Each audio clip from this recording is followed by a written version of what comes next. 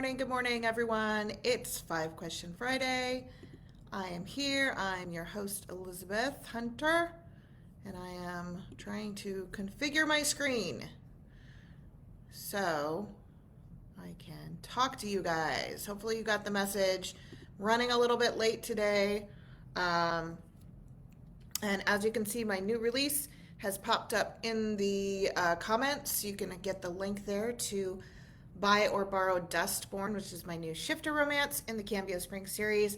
It's available right now in the Amazon store. So if you haven't bought that, if you haven't borrowed it, I hope you check it out. Giving a few more minutes. Shoot me a comment today.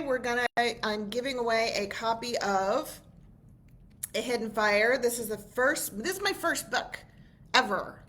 It's got a new cover now, but this was my first book, and it's the start to my gigantic series, the Elemental Mysteries, the Elemental Universe, that's had lots of kind of like branches off since then. But this is what I'm giving away today. New cover, new formatting inside. It's lovely.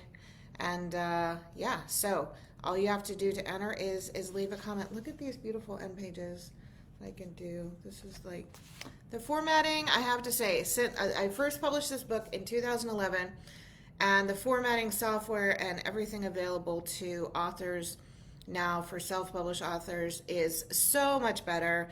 And so I love that I can do this beautiful new edition. It looks fantastic. And yep, so that's what I'm giving away today. And all you have to do to enter is leave a comment. I am answering questions today, so Jen sent me some. She's not here this morning. Good morning, Catherine and Brenda and Megan and Sherry. Good to see you guys. Oh, good afternoon, Megan. If you're in another part of the world, it might not be morning. Actually, if you're just on the West Coast, or on the East Coast, technically, it's not morning anymore. Let's see. What are we talking about today? We're talking about vampires, namely the ones that are in this book, excuse me, that are in that book that are coming back. They're coming back. They're reappearing. They never really went anywhere. They're vampires. They don't die. Thank you. Megan likes the new covers. I do too. I think they're just beautiful. And I'm really thrilled we can do that. These are also available in hardcover, you guys. These are available in hardcover. You can order those. The hardcovers are available at Amazon. I haven't gotten them set up at other printers yet, but I will be doing that in the future. But the paperbacks are available widely, so you can order these from your local bookstore. They should be in their catalog. They probably don't have them on the shelves, but you can order them. You can ask them to order them, and you should do that if you want them. Or you can buy from Amazon, or I don't think the Sign Bookstore is open right now because we're working on other projects, but we're going to try and have it open for a couple weeks for the holiday season. All right. So, other questions. What are we talking about? We're talking about vampires. We're talking about vampires because my new holiday novella, Fangs, Frost, and Folios, is up for pre-order right now. It's releasing December 5th, and there's already, like in less than a month. You guys, that's less than a month. So there's already new stuff coming. There's teasers going up. There's promo graphics, and the countdown has begun. I just did the arc. I just put the arc together. It's almost finished editing. I'm so excited for you guys because I'm going to be completely honest, this holiday novella, if you have half as much fun reading it as I did writing it, I will be happy because I had so much fun writing this novella. It was absolutely a delight. I will just be it was a delight. There was not a single day that I sat down to write on this novella that I was like, it's a writing day. Because you get those, excuse me, you get those every now and then. You get a day where you're just like, I need to write, I'm going to write, but I'm kind of tired and I wish I could just take a nap.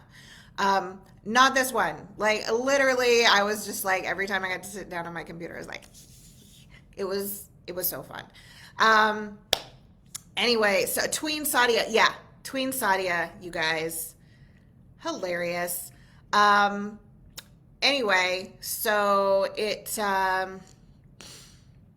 I'm excited. Jessica's excited for B and Geo. I'm excited for B and Geo, and I'm gonna be completely honest.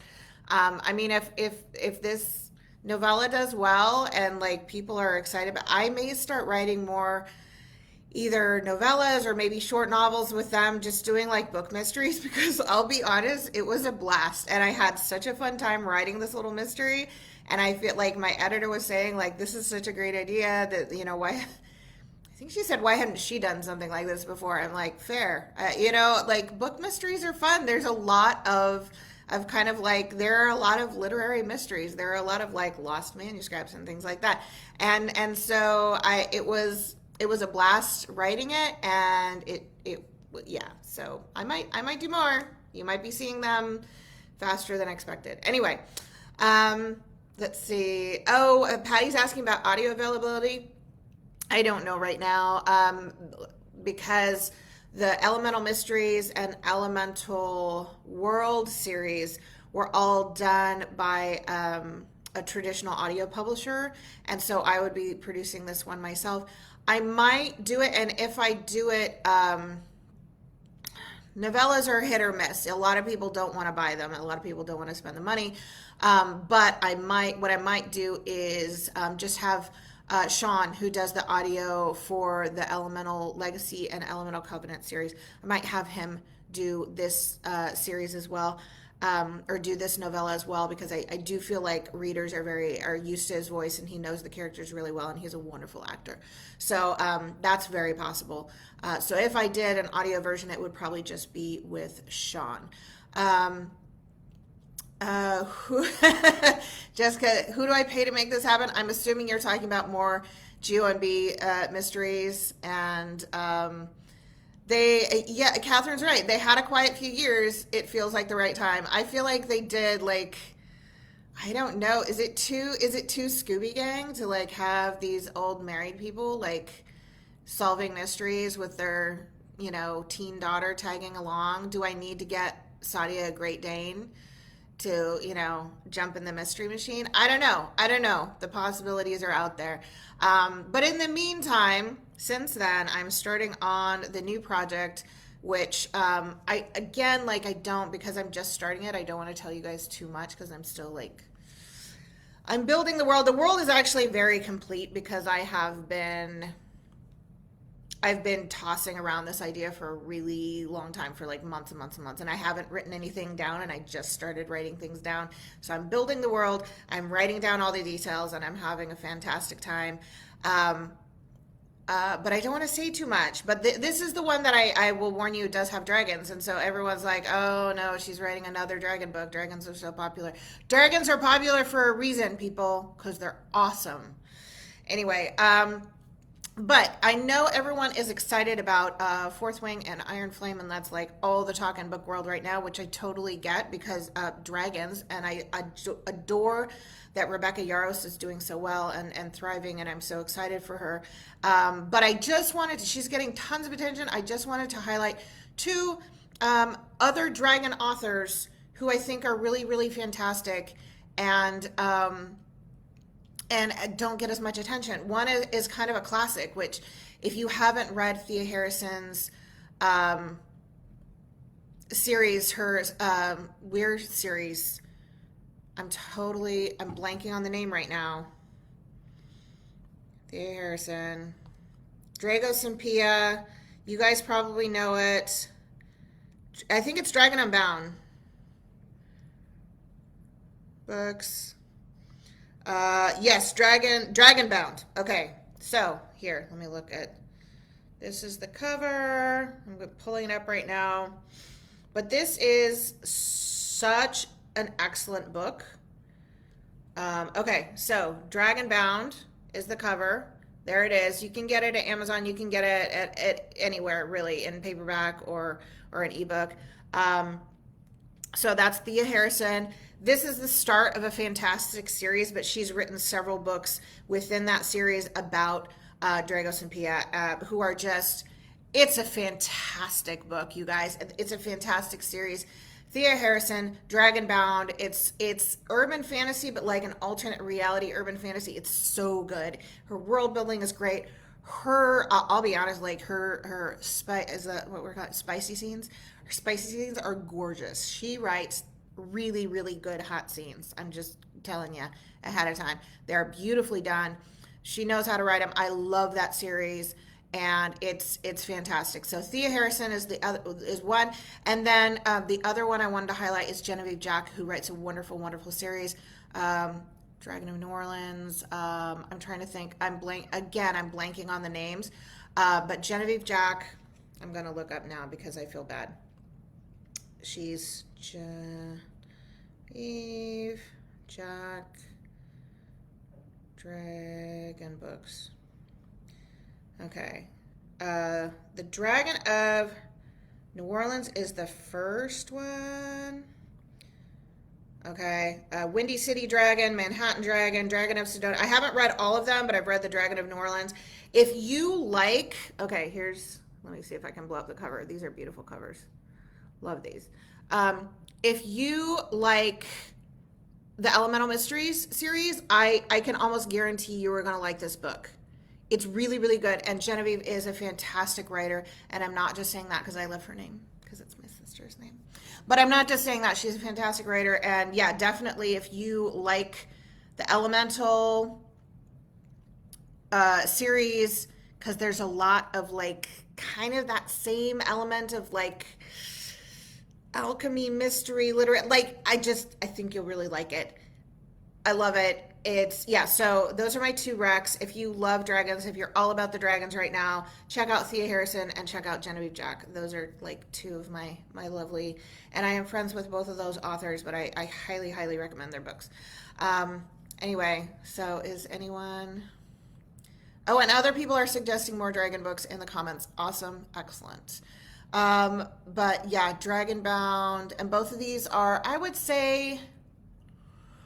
Gosh, I mean, things have gotten, like, as far as, like, steam levels, things have gotten, like, super duper steamy. Like, yeah. I feel like I don't even know how to classify things anymore. I would say both of these are probably maybe a little bit steamier than my stuff, but not that much. It's still, like, very much in that realm.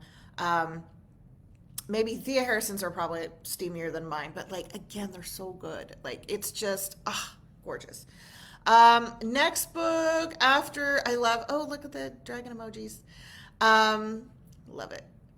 Deb is asking next book after the 13th month. The next book after the 13th month is Child of Ashes. I'm writing it next year.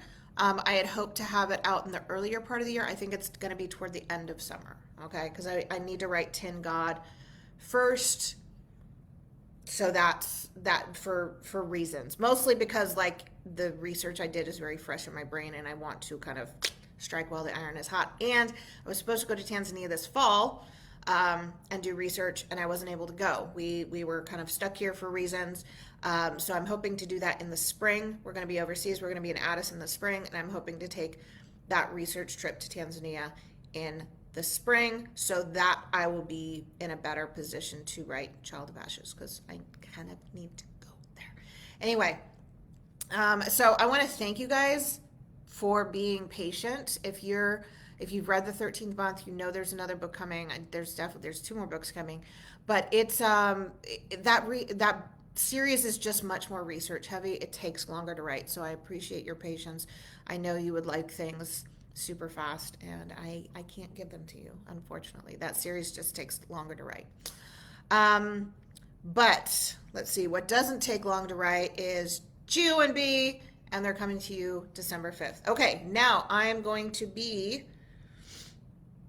checking out the questions that Jen sent me. Here they are. I'm just looking at my phone. So I don't have any like cute memes, I don't think. I just have questions. Oh, wait. There is a meme. Look at her. Big dogs to Coco. This is adorable. Look at them. They're giving a little advice, and it says, look, when the family comes over for Thanksgiving, it's literally going to be raining food. People drop things. Peas roll off plates. Gravy drips. Things happen, so stay alert. Aww. It's the pre-Thanksgiving talk. It's like the pre-game talk. I love it. That's so cute.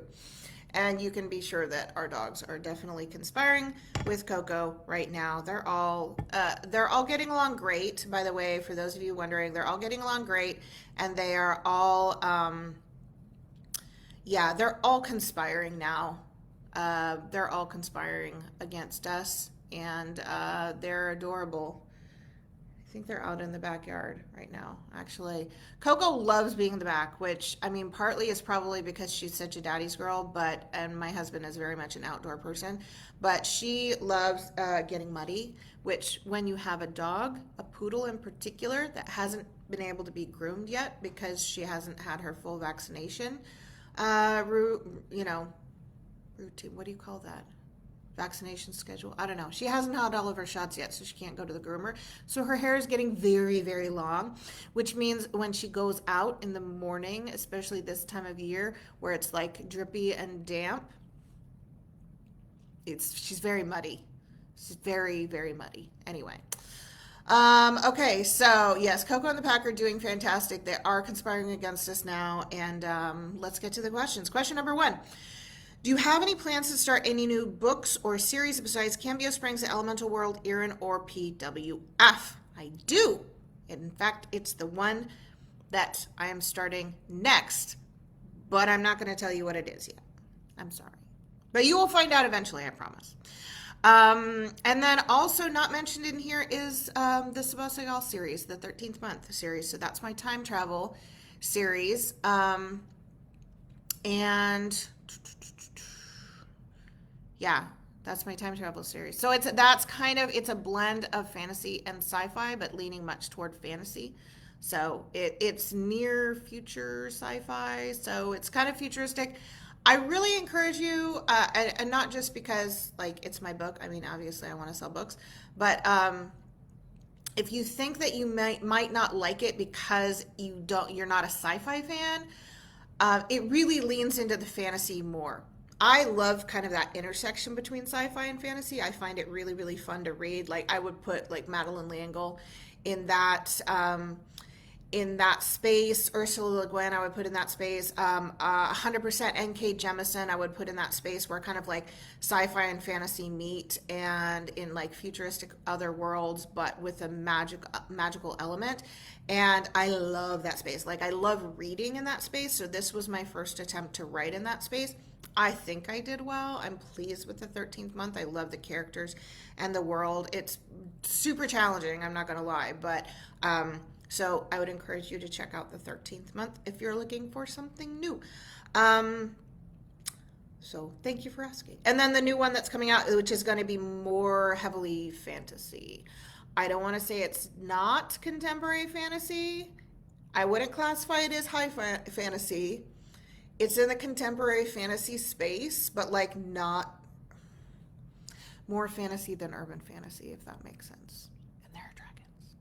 And there are other magical creatures too. Like it's not just dragons. It's a whole, anyway. I don't want to tell you too much. I don't want to tell you too much. All right. Okay. Let's see. Deb said she was hesitant to start the 13th month, but she gave it a try, and now she can't wait for the next book. Thank you, Deb. That means a lot. Thank you for giving it a try. Question number 2. Oh, so this is based off a question that someone emailed me last week, and they were asking if Zasha, who is the villain in the Elemental Covenant series, so Bishop's Flight was the last one. That came out in July. I think it was July. Is Zasha non-binary? And I want to be thoughtful in answering this, because keeping in mind that I would say the short answer is yes, which is why I use generally they, them pronouns for Zasha. But keeping in mind Zasha is an incredibly old character. You don't know their exact age, but they have gone by both he and she in the past. Okay, so that's why every now and then you're going to hear characters who have known Zasha in different parts of their life who might use different pronouns for them it's a complicated thing, particularly when we're talking about immortal characters who live for hundreds and hundreds of years, sometimes thousands of years, because while there have always been non-binary people that exist, we haven't always used the same terminology for them in history and throughout different cultures. So, yeah, by our definition, as we understand it now, yes, Zasha's non-binary. They don't fit into a traditional he or she gender binary. But they have lived as a man in different parts of their life. They have lived as a woman in different parts of their life. And now they're kind of existing in both of that space. I don't even know what they would consider themselves, actually, because, yeah, I think Zasha goes back and forth. It's not a clear-cut thing, again, because you have a character who has lived a very, very long time. Even Tenzin has talked about in different parts of her life, she lived as a man because there were probably parts of her life where it was safer for her to live as a man in a man's role. And so it gets fuzzy. When you're talking about characters this old, it definitely gets fuzzy.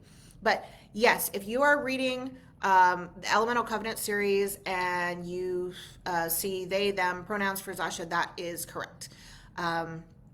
So that is, hopefully that answers the question. All right.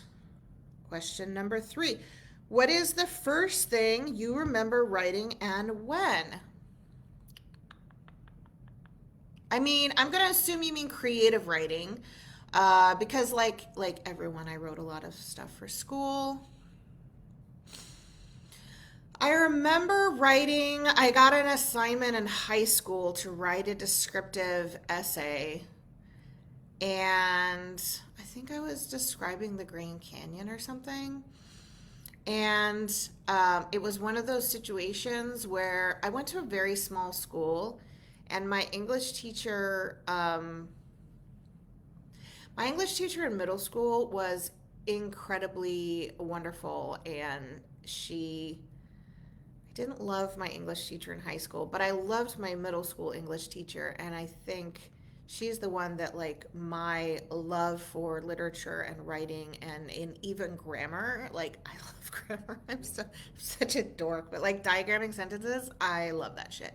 Anyway, I think it really kind of like was solidified in middle school.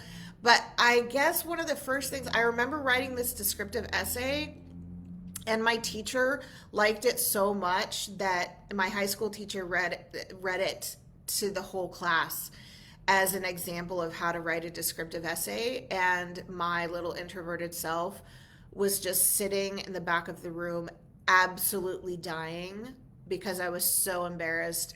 I absolutely hated it. I didn't hate that he liked it, but I hate that he lifted it in the air and basically said that this is, a great example, and named me, and I wanted to die. Yeah. I absolutely wanted to die, and so I still remember that. And maybe that's why I hate, I have a hard time like reading my own work aloud. Maybe I'm still internally cringing from that moment. That's possible. Did it scar me? Possible.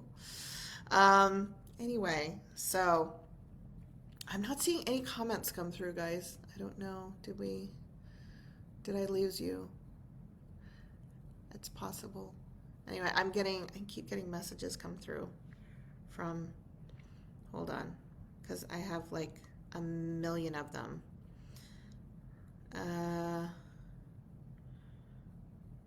Okay. Oh, my sister got it. Okay. Sorry, one of my cool, thank you. One of my best friends just asked for like an emergency ride, and I keep seeing these questions or these messages pop up, but my sister got it. Okay, so that's the first thing I remember writing. As far as creative writing, I wasn't actually I wasn't one of those kids that wrote like in a journal or wrote stories or things like that. I didn't do that. I just read voraciously. I read so much. Um, and yeah, and then I didn't really start creative writing until my 30s. I did business writing, but I didn't take like any fiction writing classes in college. I took lots of kind of literature classes and linguistics classes. So I was writing, but it was like academic type writing. And yeah, I didn't really get into writing fiction until my 30s. Chris says, "You're here, but she can't hear me. Um, can you guys hear me? Is that is that a problem?" Audio, according to my parameters, I've had a couple slowdowns, but my audio bitrate is okay, so I think it should be fine. Um, okay. All right. So, it sounds like Chris, it sounds like it might be on your end because the rest, I'm seeing lots of we can hear you. Okay, excellent. So I will keep going. That is the first thing I remember writing and cringing when someone read it aloud. Thank you, Mr. V. Question number 4. Will there be more books for GONB? I kind of answered that already. Like, I think there might be. I was always that person where, like, I'm going to write these books and I'm going to finish and I'm going to, like, leave these people where they are in their HEA. Like, they earn their HEA. But I think I can still give them their HEA and maybe write more books for them because I have so much fun writing this. So it might only be an occasional novella like this, or maybe a short novel. But like the book mystery was really fun, and yeah, I think I might be writing. I think I might be writing more for them, which I wasn't expecting. HEA for now. Thank you, Catherine. You're so mean. You're meaner than I am. All right. I don't have any plans to do anything horrible to Giovanni and Beatrice, but I do think I might be able to write more books with them, and they may. Well, okay, fine. There may be peril. There may be mortal peril because like mortal peril happens. Okay, but I do think there are book mysteries, like not great like world ending mysteries to tackle, but maybe some book mysteries, which was super fun. Question number 5. What was your career path prior to becoming a writer? That is interesting and twisty. Let's see. Okay, so I think I mentioned that I went to college and I went to the University of Houston and I studied English with an emphasis in linguistics, which I loved. And I graduated with a minor in Spanish. I used to be much more fluent than I am now. I still use Spanish, I would say, on a daily, weekly basis. I was just like chatting with someone on Wednesday, actually, and I was helping an elderly man who was Spanish speaking with one of those car parking, like they don't have the the parking meters anymore. They have like these electronic parking stands where you have to enter everything, and he was having trouble anyway. So yeah, but I'm not as fluent as I used to be. I used to be much more fluent, and I taught. So my first job coming out of school was I was a substitute teacher for actually a few years, and I really really enjoyed it. And it gave me a really great kind of survey of the different age ranges and stuff. I knew I wanted to teach secondary school, but initially I thought I wanted to teach high school. And then I discovered through substituting that I loved middle school, and I absolutely adore middle school to this day. So yeah, like me writing tweens, I love it because I think they're hilarious. I think kids that age are so much fun. People are like, oh, 13-year-olds, but I'm like, 13-year-olds. I know, I'm weird. So I was a middle school teacher for a few years in ESL. I taught English as a second language and regular English for 8th grade. Everyone cringes, but I loved it. I loved it. I loved my kids. And then I took a break. I did human resources for a while. and I had my son, and so I worked kind of as a freelance business writer. When my son was very little, I did things like corporate marketing proposals and safety programs, and there's all sorts of writing that goes into running a business. A lot of people don't think about, but like all the employee memos, all of the communication with employees, that has to happen. Like someone has to write all of that stuff. And it actually gave me, I think, a really good perspective because you have to write, when we write fiction, we write for a receptive audience. We are writing for people who like to read and they want to read a book and they want to be entertained. When you're doing business writing, you're writing for a reluctant reader. Like nobody wants to read the memo from the business that they have, but they have to read it. So it's really good practice, I think, personally, to writing things clearly and concisely and getting to the point and making anything into a story that you kind of have to follow. So I don't consider that time doing business writing wasted time at all. I think I learned a lot about writing in general from that time. So and then from that I was unemployed. Going to like 2009, 2010, a lot of businesses went out of business. I was on unemployment for like 2 years. And while I was on unemployment, I wrote, I was applying for business writing jobs, but there just weren't any. And then I wrote this book. So you guys, I am an unemployment success story. While I was writing this book, I was on unemployment. And I wrote this book and I published it the month that my unemployment ran out. And then, it was kind of a hard slog for a while. But then within 6 months, I was making enough to eke by writing books. And that's been my job ever since. I did live with my parents for a while, no shame. And yeah, but that was how it took, that was the path. So there you go. And yeah, and I became a writer when I was I was thinking I was 34. So yeah, and now I'm 46. So I've been doing it for a while. But I started creative writing when I was like maybe 30, 31, right around there. When my son was little, actually, that was kind of like my wind down time at night. And then I wrote a lot very quickly. Yeah.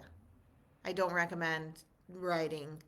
I don't recommend existing on like 3 to 4 hours of sleep a night for a year and a half. It's not healthy. Don't do that. Jessica says today's 13-year-olds are kind of evil. I mean, I'm sure some of them are. They're not all evil. I love the 13-year-olds. They're scary smart, though. The reason I love 13-year-olds and the reason I love like that age range generally is they're like, they think they're very grown up, and then you'll like catch them looking at a ladybug like a little kid. And I love that kind of mashup of like approaching grown up but also still very much a little kid. Like they delight in things. When I see kids,